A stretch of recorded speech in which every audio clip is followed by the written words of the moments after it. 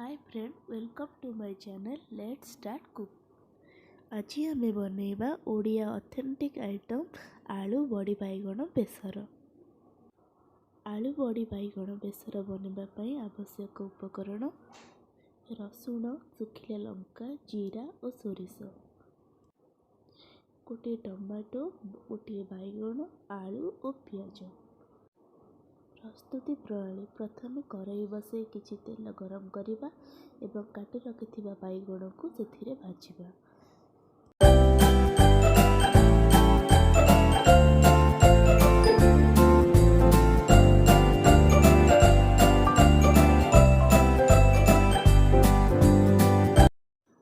बैगण एपरि golden brown हो गले ताकू आमे काढी नबा।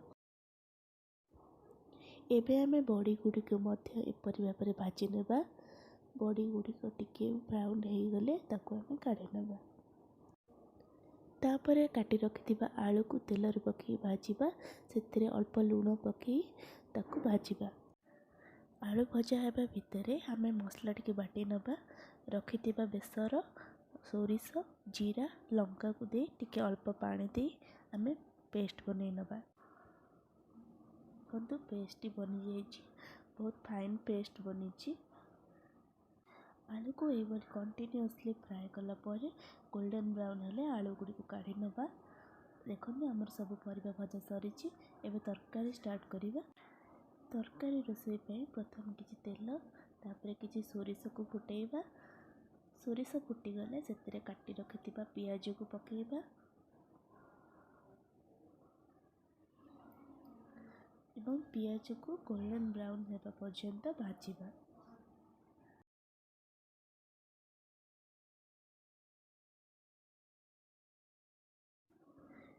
पियाज एबे हमर गोल्डन ब्राउन हो जाइए। एथिरे आमे बाटी रखिथिबा बेसर को ऐड करिबा।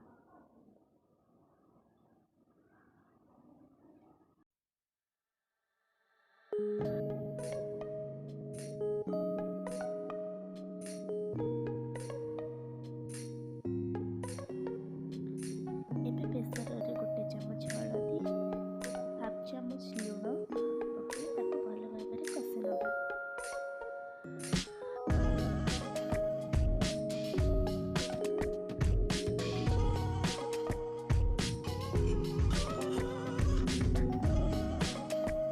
एबे मसला रे काटी रखिथिबा टमाटो और आलू ऐड करी भल भाबरे कषि नबा।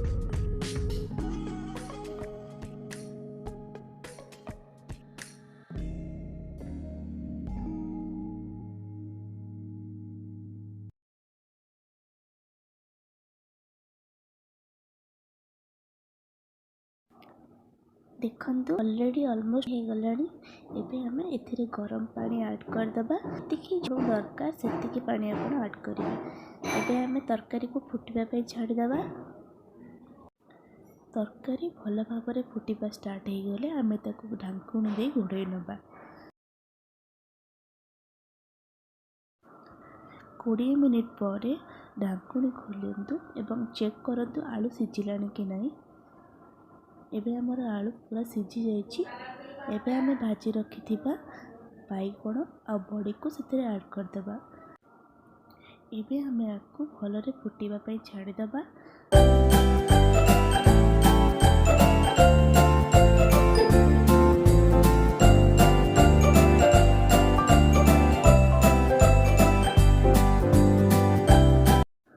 10 मिनिट तरकारी फुटिला परे देखंतु आमर तरकारी बे प्रस्तुत हो गलानी।